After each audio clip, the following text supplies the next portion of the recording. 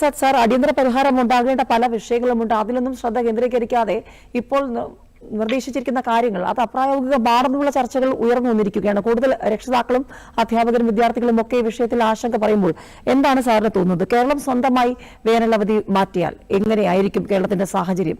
പ്രത്യേകിച്ചും ദേശീയ വിദ്യാഭ്യാസ ചട്ടക്കൂട് പുറത്താകുമോ എന്നതടക്കമുള്ള ചോദ്യങ്ങൾ. ഇനിയും ഭേദഗതി നടത്തേണ്ടി വരും. ഇതൊന്നും സാധ്യമല്ല എന്നുള്ളതാണ്. സാങ്കേതികമായ ഒരുപാട് ചോദ്യങ്ങളും പ്രശ്നങ്ങളും ഉണ്ടാകുമെന്നുള്ളതാണ് വിദഗ്ധർ പറയുന്നത്. എന്താണ് സാർ മുന്നിലുള്ളത്? നമ്മളിവിടെ എടുത്തു പറയേണ്ട ഒരു വിഷയം, കേരളത്തിന്റെ വിദ്യാഭ്യാസ മേഖല ഇവിടെ എനിക്ക് മുമ്പ് ശ്രീ അനിൽകുമാർ പറഞ്ഞതുപോലെ ഒരുപാട് പ്രശ്നങ്ങൾ നേരിടുകയാണ്.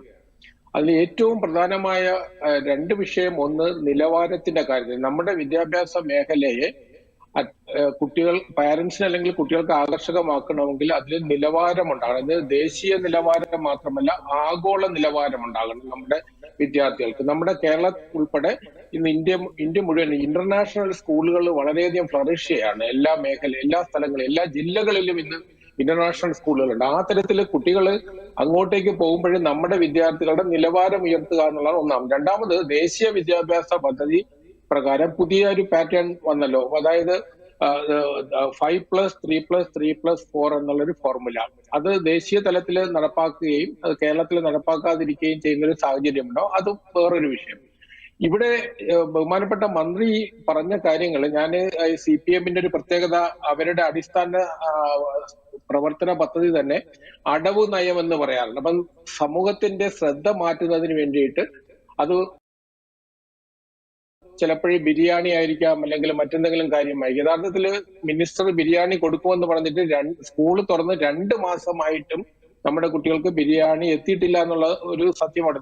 മറ്റൊന്ന്, ഈ അടുത്ത കാലത്ത് തമിഴ്നാട്ടില് ഈ ഷേപ്പില് ക്ലാസ് റൂമിനെ അറേഞ്ച് ചെയ്തു.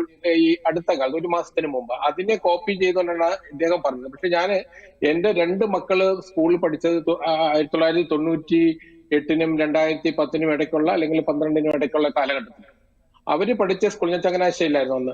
ആ പഠിച്ച സ്കൂളിൽ അക്കാലത്ത് തന്നെ ഈ റൊട്ടേഷൻ സിസ്റ്റം ആണല്ലോ. അവിടെ ഒരു ബാക്ക് ബെഞ്ച് എന്നൊരു കോൺസെപ്റ്റ് ഇന്ന് കേരളത്തിലെ പ്രധാനപ്പെട്ട സ്കൂളുകളിലുണ്ടോ എന്ന് എനിക്ക് സംശയമാണ്. ഇത് മന്ത്രി പഠിച്ചിരുന്ന ഒരു കാലഘട്ടത്തിൽ ബാക്ക് ബെഞ്ച് ഉണ്ടായിരിക്കും. എനിക്കറിയാവുന്ന സ്കൂളുകളിലൊക്കെ തന്നെ, സ്വകാര്യ മേഖലയില്, അൺഎയ്ഡഡ് മേഖലയിലൊക്കെ ഉള്ള സ്കൂളുകളിൽ തന്നെ റൊട്ടേഷൻ സംവിധാനം നിലവിലുണ്ട്. അപ്പൊ ആ നിലവിലുള്ള റൊട്ടേഷൻ സംവിധാനം ഒരാഴ്ചയിലൊരിക്കൽ കുട്ടികൾ മാറി അവിടെ അല്ലാതെ ഹൈറ്റിന്റെയും അല്ലെങ്കിൽ നീളക്കുറവിന്റെയും കൂടുതലിന്റെ അടിസ്ഥാനത്തിലല്ല കുട്ടികളെ ബെഞ്ച് മാറ്റിയിരിക്കുന്ന ഒരു സംവിധാനം. അതാണ് ഏറ്റവും ആരോഗ്യകരമായ സംവിധാനം.